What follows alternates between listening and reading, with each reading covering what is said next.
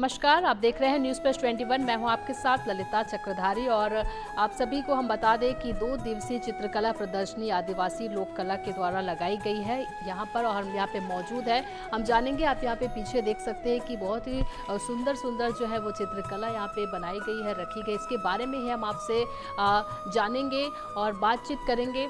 चलिए हम बातचीत करते हैं आदिवासी लोक कला के अध्यक्ष से। बहुत बहुत स्वागत है सर हमारे चैनल में आपका। जी शुक्रिया। ये 2 दिवसीय प्रदर्शनी लगी हुई है चित्रकला की, आप ज़रा उनके बारे में बताइए। मैं इन 2 दिनों की प्रदर्शनी के पहले ये बताना चाहूँगा कि इसके पूर्व 9 दिनों की कार्यशाला चित्र शिविर भी हमने यहाँ पे की।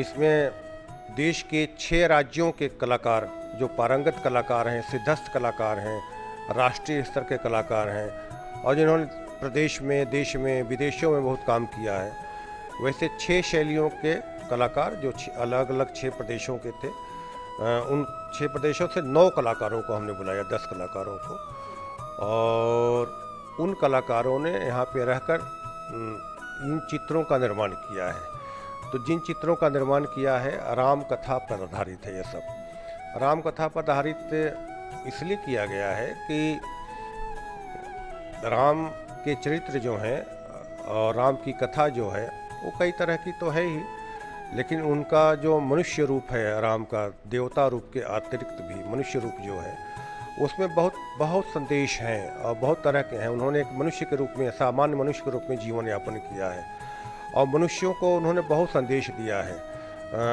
दुख और सुख को लेकर, करुणा को, दया को लेकर, तमाम चीज़ों को लेकर, गृहस्थ जीवन को लेकर। तो राम कथा पर आधारित जितनी भी तरह की शैलियाँ हैं उनको हमने यहाँ पे एकत्र किया है।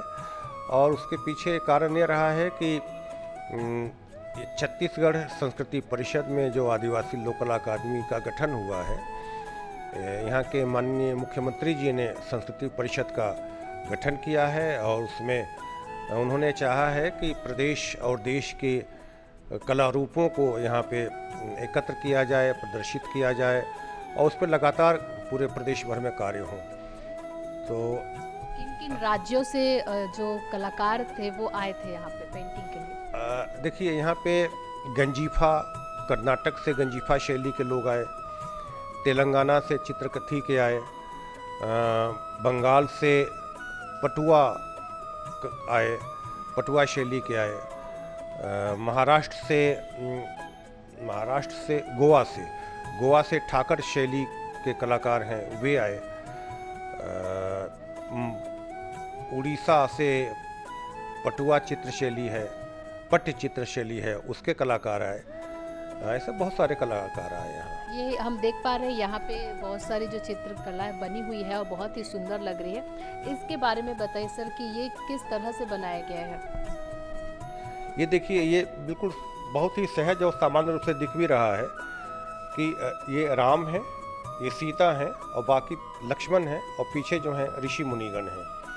तो उनका जो है उनकी आरती उठाई जा रही है। गाँव ऊपर से जो लोग, नर नारियाँ जो हैं वो देख रहे हैं और तो वे यहाँ से प्रस्थान कर रहे हैं, अपने अयोध्या से प्रस्थान कर रहे हैं। प्रस्थान करने की पूर्व की स्थिति है, जब ये वनगमन जाने के पहले की स्थिति है, जहाँ पर नर नारियाँ उनको रोक रही हैं अयोध्या के और उससे मना भी कर रहे हैं और इनके आप स्वागत भी कर रहे हैं, उसको दिखाया गया है।